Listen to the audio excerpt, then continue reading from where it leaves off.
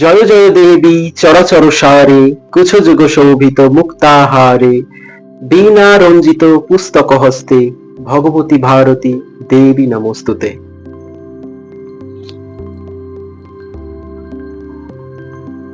আজ বসন্ত পঞ্চমী, প্রতিটি বাঙালিদের কাছে এক আনন্দের দিন। তবে এই বছরটা আমাদের কাছে একটু স্পেশাল, তার কারণ আজ 23শে জানুয়ারি। আমরা বাঙালি তথা ভারতীয়দের অত্যন্ত গর্বের বীর পুরুষ নেতাজি সুভাষচন্দ্র বসুর 129তম জন্মদিন। আজ এই দিনটা আমাদের কাছে সত্যি একটা স্পেশাল দিন, কারণ সরস্বতী পুজো এবং নেতাজি সুভাষচন্দ্র বসুর জন্মদিন দুটোই একই দিনে পড়েছে। আজ নেতাজি সুভাষচন্দ্র বসুর জন্মদিন এবং সরস্বতী পুজো উপলক্ষে সেলিব্রেট করব আমাদের রান্নাবাটির হেসেলে। নমস্কার, আমি রাজীব চলে এসেছি রান্নাবাটির আরো একটি এপিসোড নিয়ে। আজ আমরা যে রেসিপিটি তোমাদের সাথে শেয়ার করব, একটা না দুটো রেসিপি আজ আমরা তোমাদের সাথে শেয়ার করব। আমরা বাঙালিরা, আমাদের কাছে যদি কেউ বলে সরস্বতী পুজোয় কি খেতে ভালো লাগে, তাহলে আমরা কিন্তু এক কথায় বলবো সরস্বতী পুজো খিচুড়ি ছাড়া বোধহয় চলে না। আর তার সাথে যদি রিলেট করি যে নেতাজি সুভাষচন্দ্র বসুর জন্মদিন উপলক্ষে, তাহলে আমরা কি রান্না করব? নেতাজি সুভাষচন্দ্র বসুর জন্মদিন উপলক্ষেও আমরা তাকে স্মরণ করে রান্না করব তার পছন্দের খাবার খিচুড়ি, কারণ তিনি মনে প্রাণে বাঙালি। আমরা প্রত্যেকে জানি নেতাজি সুভাষচন্দ্র বসু একজন খাঁটি বাঙালি, আর বাঙালি হিসেবে তিনি খিচুড়ি খাবারটিকে কিন্তু অত্যন্ত পছন্দ করতেন। তিনি বাঙালি হয়ে অন্য কোনো দেশে গেলেও তার বাঙালিয়ানা কিন্তু কখনোই ভুলে যাননি। তিনি খিচুড়ি খেতে অত্যন্ত পছন্দ করতেন। তাই ওনার কথা মাথায় রেখে এবং সরস্বতী পুজোর কথা মাথায় রেখে আমরা আজকে তোমাদের সাথে শেয়ার করব খিচুড়ির একটি রেসিপি। যদিও খিচুড়িটা আমি একটু অন্যরকম প্রসেসে বানানোর চেষ্টা করছি, তোমরা দেখো, আশা করি ভালো লাগবে। আর সত্যি বলতে খিচুড়ির সাথে যদি আমি কম্বো রেসিপির কথা বলি, কম্বো তো একটি থাকছে। কম্বো বলতে খিচুড়ির সাথে একটা সাইড ডিশ থাকছে। খিচুড়ির সাথে বোধহয় একটা তেলে ভাজা হলে খুব ভালো জমে যায়। আর তেলে ভাজা বলতে আমাদের প্রথম খিচুড়ির সাথে যে কথাটা মাথায় আসে সেটা কিন্তু বেগুনির কথা মাথায় আসে। তাই আমরা আমাদের যে সেকেন্ড রেসিপিটি করবো সেটা কিন্তু বেগুনি করব। এই ক্ষেত্রে যদি আমি নেতাজি সুভাষচন্দ্র বসুর কথা বলি, তাহলে কিন্তু বলতে হয় উনি প্রতি সন্ধ্যাবেলায় কিন্তু কলকাতার একটি বিখ্যাত দোকানে কিন্তু তেলে ভাজা খেতে যেতেন, যেখানে আজও কিন্তু তার জন্মদিন উপলক্ষে তেলে ভাজা বিতরণ করা হয় বিনামূল্যে। তাই আমি নেতাজি সুভাষচন্দ্র বসুর কথা মাথায় রেখে এবং সরস্বতী পুজোকে উদযাপন করার জন্য আমার এই রান্নাবাটির হেসেলে রান্না করব খিচুড়ি এবং বেগুনির রেসিপি। তো চলো শুরু করছি আমাদের আজকের রেসিপি। আমাদের আজকের প্রথম যে রেসিপি খিচুড়ি, সেটি বানানোর জন্য কি কি লাগছে চলো একবার দেখে নিই।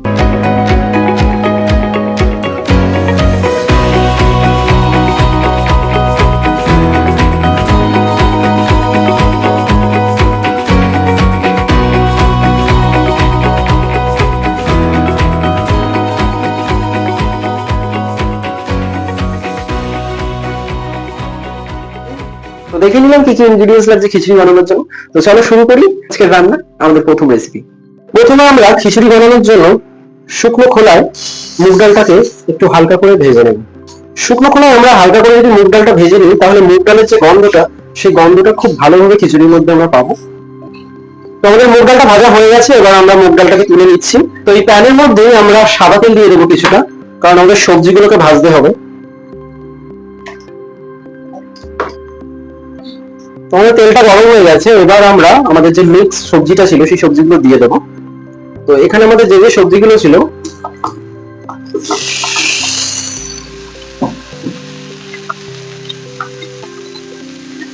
এখানে আমাদের যে যে সবজিগুলো ছিল সেগুলো আমি বলে দিই। এখানে এখানে ফুলকপি রয়েছে, গাজর রয়েছে, কুমড়ো রয়েছে, আলু রয়েছে। আপনারা যদি চান এর সাথে আরো অনেক সবজি অ্যাড করতে পারেন, বাট আমি এগুলোকেই রেখেছি।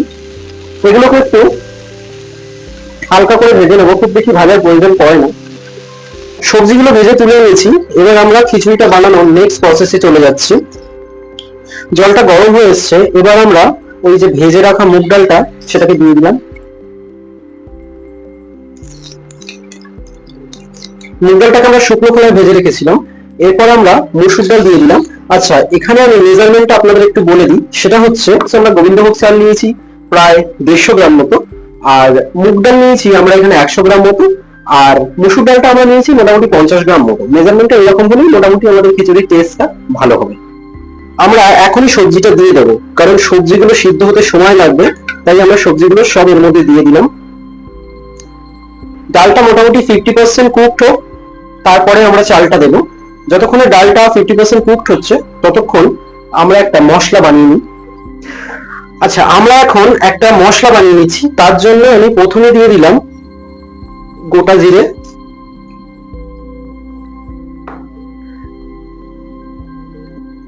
দিয়ে দিলাম কাঁচা লঙ্কা, গোটা কাঁচা লঙ্কা, এবং আদা কুচি। এটাকে আমরা ভালো করে পেস্ট করে নেব।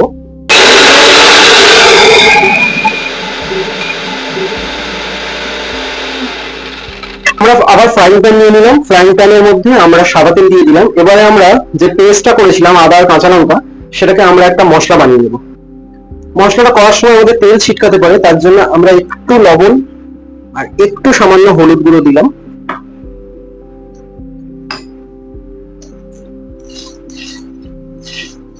এবার আমরা এই কাঁচা লঙ্কা আর আদার যে পেস্টটা করে রেখেছিলাম সেটা এটার মধ্যে পুরোটা দিয়ে দিলাম। আচ্ছা, আমরা এবারে এর মধ্যে এক টমেটো পিউরিটা দিয়ে দিলাম।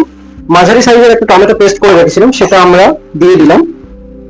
আমরা এবার এক এক করে এর মধ্যে একটু হলুদ গুঁড়ো দিয়ে দিলাম। ডাল আর চালের মধ্যে তো আমরা হলুদ গুঁড়ো দেবো, তাও এখানে একটু দিয়ে দিলাম। একটু জিরে গুঁড়ো দিয়ে দিলাম, একটু ধনে গুঁড়ো দিয়ে দিলাম, আর এখানে আমরা সামান্য করে একটু গরম মশলা দিলাম। পরে আমরা খিচুড়িটা কমপ্লিট হয়ে গেলে তো গরম মশলা দেবো, তাও এখানে একটু দিয়ে রাখলাম। আচ্ছা, এবার আমরা এর মধ্যে মোটামুটি অল্প করে নুন দিয়ে দিলাম আর কিছুটা চিনি দিয়ে দিলাম। একটু কষিয়ে মশলাটা তেল ছেড়ে আসলে আমরা নামিয়ে নেব। আমাদের ডালটা মোটামুটি অনেকটাই বয়েল হয়ে এসছে। ডালটা 50% বয়েল হয়ে এসছে। এবার আমরা গোবিন্দভোগ চালটা এর মধ্যে দিয়ে দেবো। এই গোবিন্দভোগ চালটা আমি জলে মোটামুটি 10-15 মিনিট ভিজিয়ে রেখেছিলাম, তারপর সেটাকে তুলে রেখেছি এই বোলটার মধ্যে। এখানে মোটামুটি 150 গ্রাম মতো গোবিন্দভোগ চাল রয়েছে। তো গোবিন্দভোগ চালটা এই পুরোটাই এই বয়েলড এই ডাল এবং সবজির মধ্যে দিয়ে দিলাম।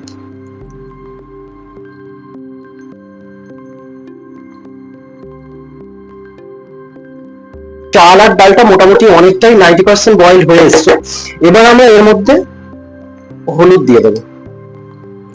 হলুদটা মোটামুটি তোমরা যে যেমন খেতে পছন্দ করো সেই অনুযায়ী দিও। নুনটাও মোটামুটি দিয়ে দিলাম পরিমাণ মতো, এবং চিনিটাও পরিমাণ মতো দিয়ে দিলাম। পরে যদি লাগে আবার দেব। এবারে আমরা আদা, কাঁচা লঙ্কা এবং টমেটোর যে মশলাটা করে রেখেছিলাম সেই মশলাটা পুরোটাই এই খিচুড়িটার মধ্যে দিয়ে ভালো করে নাড়িয়ে নেব। খিচুড়িটা অলমোস্ট হয়ে এসছে, ডাল আর চাল পুরো ভালোভাবেই কুকড হয়ে গেছে। এবার আমরা গরম মশলা আর শুকনো লঙ্কার একটা ছোঁচ বানাবো, সেটা বানিয়ে খিচুড়িটার মধ্যে ঢেলে দেবো। তো চলো সেটা এখন বানিয়ে নিই। আর একটা কড়াই নিয়ে নিলাম, তার মধ্যে ঘি দিয়ে দিলাম। তো এই ঘিটা হালকা গরম হলেই তার মধ্যে আমরা কয়েকটা শুকনো লঙ্কা দিয়ে দেবো। আচ্ছা, আমরা এর মধ্যেই গরম মশলা দিয়ে দেবো। আমরা গরম মশলা কিন্তু ডাইরেক্ট খিচুড়ির মধ্যে দেবো না। গরম মশলাটা যদি ঘিয়ের মধ্যে দেওয়া যায় না, সেই ঘি আর গরম মশলার একটা ফ্রাই করা যে গন্ধটা, সেই গন্ধটা পুরোটাই অ্যাবজর্ব করবে খিচুড়িটার মধ্যে, তাহলে সেটা টেস্ট অনেকটাই বেটার লাগবে। আচ্ছা, আমরা যে গরম মশলা, ঘি আর শুকনো লঙ্কা যে টোস্টটা বানিয়েছিলাম সেটা খিচুড়িটার মধ্যে দিয়ে দিলাম।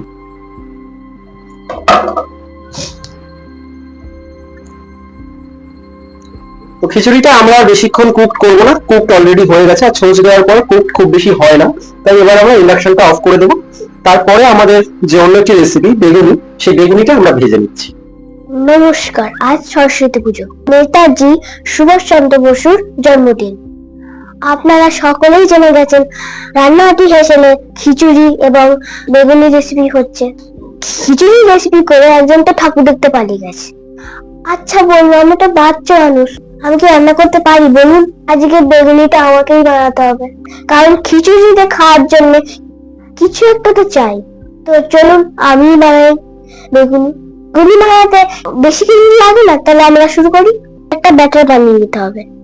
আমরা বেসনটাকে প্রথমে ঢেলে নিই। প্রথমে একটু নুন দিই, এবার একটু চিনি দিই, হলুদটা সামান্য করে দিচ্ছি রঙের জন্য, লঙ্কার গুঁড়োটা আমার সামান্য ঝাল, সামান্য রঙের জন্য দিচ্ছি, একটু কালো জিরে দিয়ে দিলাম। এটাকে আমরা ভালো করে মিশিয়ে নেব। এবার আমরা অল্প অল্প করে জল দিতে থাকবো। আমরা অল্প করে আগে জলটা দিয়ে দিয়েছি, এবার লাগলে আবার দিয়ে দেবো। ব্যাটারটা মোটামুটি হয়ে গেছে, এবার আমরা ভাজতে শুরু করব। কিরে, তোর রান্না কতদূর? এই তো হয়ে এসছে, কি আর করবো, আমাকে করতে দিয়েছো তাই করছি। আচ্ছা ঠিক আছে, তুই তো আমার অনেক কাজ মোটামুটি ভাবে এগিয়ে দিয়েছিস। ও আমার কাজ মোটামুটি অনেকটা এগিয়ে দিয়েছে, তোকে আর কষ্ট দেবো না, বাকি প্রসেসটা আমি করে নিচ্ছি। তো চলো বেগুনিটা আমরা ভেজে নিই। তেলটা আমাদের মোটামুটি গরম হয়ে গেছে, এবার আমরা এক এক করে বেগুনিগুলোকে ছেড়ে দেবো এটার মধ্যে। বেগুনিগুলোকে আমরা এবার আস্তে আস্তে এই তেলের মধ্যে ছেড়ে দেবো। দেখুন বাচ্চা মানুষ তো তাই বুঝতে পারিনি, ব্যাটারের প্লেটটা, ব্যাটারের যে গোলটা, এটা একটু বেশি বড় নিলে ভালো হতো, তাহলে ব্যাটারটা করতে সুবিধা হতো। আর যাই হোক, ইটস ওকে, বাচ্চা মানুষ যা করেছে সেটাই এনাফ। মোটামুটি ব্যাটারটা কিন্তু ভালোই করেছে, বাচ্চা হিসেবে যে খারাপ করে ফেলেছে তা কিন্তু নয়। ব্যাটারের মেজারমেন্টটা, সব ইনগ্রেডিয়েন্টস এর মেজারমেন্ট গুলো মোটামুটি ভালোই দিয়েছে। ঠিক একই প্রসেসে আমরা আরো কয়েকটা বেগুনি এইভাবে ভেজে নেব।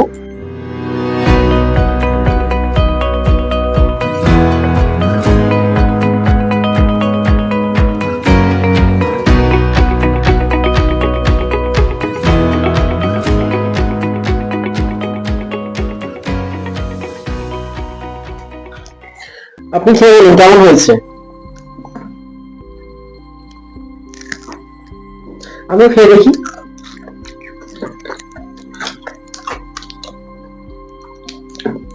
তো দুরকম ডাল পড়েছে, সে কারণে খিচুড়িটা সত্যিই খুব টেস্টি হয়েছে। আপনারা বাড়িতে বানিয়ে খাবেন এবং আমাদের কমেন্ট করে জানাবেন কেমন লেগেছে। আর বেগুনিটাও মোটামুটি ভালোই মচমচে হয়েছে। তো সকলকে জানাই সরস্বতী পুজোর অনেক অনেক শুভেচ্ছা ও ভালোবাসা। সকলে সরস্বতী পুজো ভালো কাটে। আর আমরা বাঙালি তথা ভারতীয়দের বীর পুরুষ নেতাজি সুভাষচন্দ্র বসুকে জানাই অনেক অনেক স্যালুট। সকলে ভালো থাকবেন এবং সরস্বতী পুজো উপলক্ষে এই খিচুড়ি এবং বেগুনি রেসিপি বাড়িতে বানিয়ে খান। সকলে সরস্বতী পুজো ভালো কাটুক।